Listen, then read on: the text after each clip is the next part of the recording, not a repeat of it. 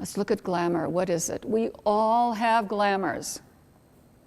It is an emotional attachment to a belief, to a way of doing things that ties us to old lifetimes, old family cultures, our own culture, our own life patterns, and prevents us from the expression of our human soul.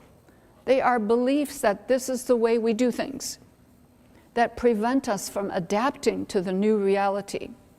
It is an attitude about life. We all have attitudes about life, about our parents, what they did and didn't do, about our cultures, at our place in it, that is hidden deep inside of us. And it makes us see ourselves through that prism. Based on our life experience, we develop coping mechanisms, opinions, and attitude that develops in us glamours or false narratives. We develop a self-identity and a false narrative about our relationship to life. And we could see that in the way we talk to ourselves when we're having a hard time. Oh, that's the way it is. Oh, it's not going to work. We see that. We fall right into the glamour.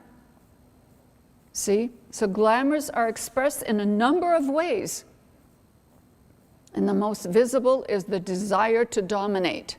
It could be the desire to dominate anything. When we have this glamour, we express it in a number of ways. We feel we need to be in control. We try to dominate conversations. We try to seek attention in some form. We have strong, intractable opinions about anything, and we force it. We always have a solution for everything.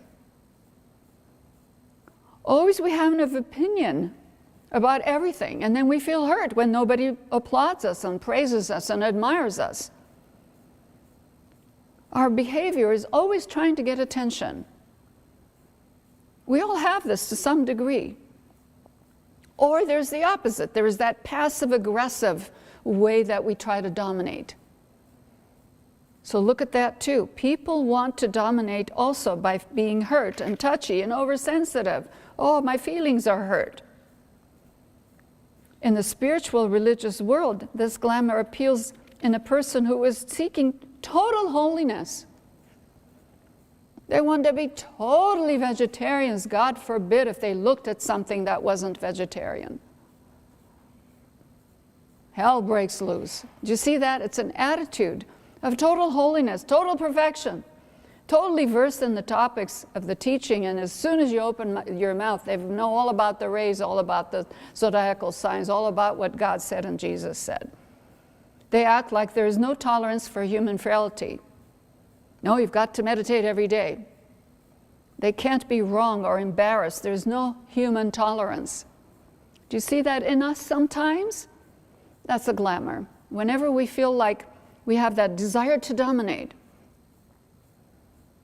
it is so strong all over the world that individuals, groups, and nations have it. And it forces people to show off and always be attention-seeking, to be the center of attention. Look for this glamour in both loud bravado, as well as when people are quick to take offense.